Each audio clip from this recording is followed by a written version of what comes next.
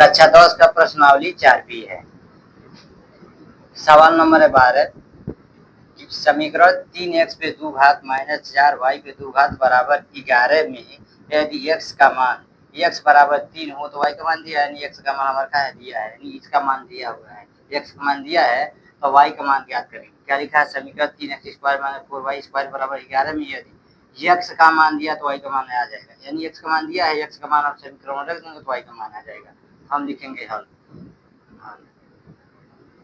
हल कितना दिया हुआ है, 3x पे 2 घात माइनस 4y पे कितना है 2 घात बराबर 11।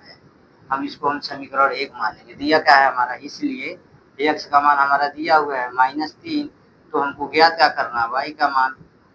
जब x का मान दिया तो y का मान आ जाएगा। क्या करेंगे, x का मान समीकरण में रख देंगे तो हमारा y का मान आ जाएगा। हम लिखेंगे x का मान समीकरण 1 में रखने पे x का मान कितना है, -3 का मान समीकरण 1 में रखने पर।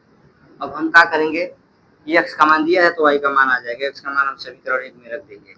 तब ये समीकरण हमारा एक क्या है, 3x पे 2 घात माइनस 4y पे कितना है 2 घात बराबर 11 है।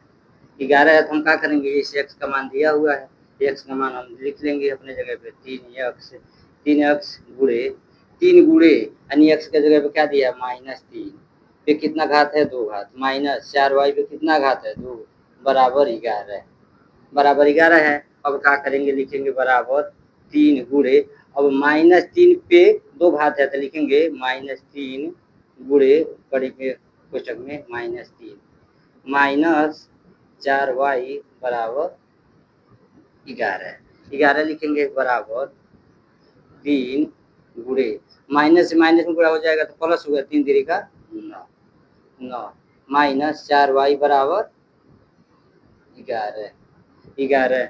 अब ये दोनों में हम गुणा करेंगे, 9 3 का 27 माइनस 4y बराबर 11। यहाँ पे ध्यान देंगे 27 माइनस 4y पे 2 घात बराबर 11 है। यहाँ भी संख्या है तो प्लस हम 27 को पक्षांतर कर देंगे, दाया पश्चिमित हो जाएगा माइनस। यहाँ पे लिखेंगे प्लस 27 को पक्षांतर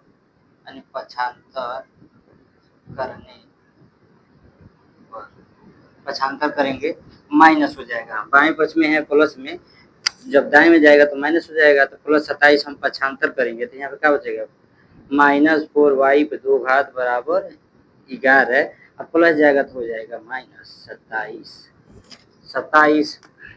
अब हम क्या करेंगे, बराबर -4y पे 2 घात बराबर 11 माइनस प्लस 11 माइनस 27, यानी हम क्या करेंगे -27 में से प्लस 11 अगर घटा रहे तो कितना बचेगा, 7 में से 1 गया 6 बचेगा, -2 में से प्लस 1 गया तो -16 बच जाएगा।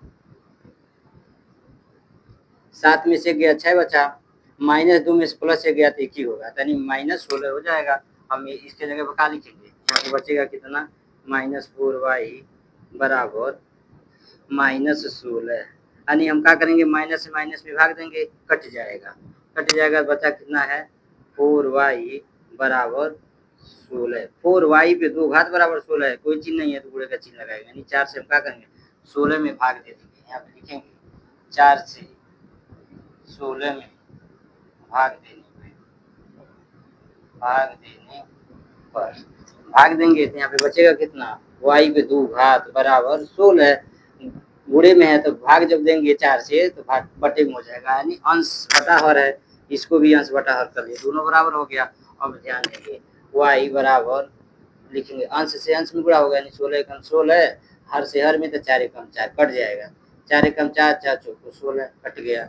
यहाँ पे बचा कितना है, y पे 2 घात बराबर 4/1 बराबर y बराबर, यानी क्या करेंगे 4 में 1 से भाग देंगे तो 4 ही होगा। अब इसका हम यहाँ आगे लिखेंगे, यहाँ पे 2 घात है, y पे 2 घात बराबर 4 है तो दोनों पक्षों का वर्गमूल ले लेंगे। यहाँ पे लिखेंगे दोनों पक्षों का, यानी दोनों पक्षों का वर्गमूल लेंगे तो क्या हो जाएगा, y पे 2 घात बराबर कड़ी में 4 घात, कड़ी में 4, यानी दोनों पक्षों का वर्गमूल लेने पे दोनों पक्षों का वर्गमूल लेने, दोनों पक्षों का वर्गमूल लेंगे तो कड़ी में क्या आ गया, कड़ी में y पे 2 घात बराबर कड़ी में 4 है। हम गुणनखंड विधि द्वारा तोड़ देंगे 4 को, 2 दूनी 4, 2 कम 2, गुणा करेंगे 2 में 2 से 2 दूनी 4, हमारा 4 की जगह क्या लिखेंगे 2 गुणे 2, यानी कड़ी में y पे 2 घात है, y गुणे y बराबर 4 है, तो क्या हो जाएगा 4 है तो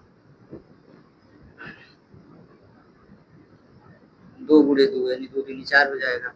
कड़ी जब टूटेगा तब y हो जाएगा, सिर्फ ओनली y, क्योंकि कड़ी मान 2 होता है, कट गया तो y बचेगा, यहाँ पे होगा टूटेगा तो प्लस माइनस, इसको इसके लिए सर्किल में करना है क्योंकि प्लस माइनस 2 चिन्ह है, ये जब टूटेगा तो 2 होगा, चिन्ह 2 होगा, यानी y का मान कितना आ गया +2 -2, यही हमारा आंसर हो जाता है।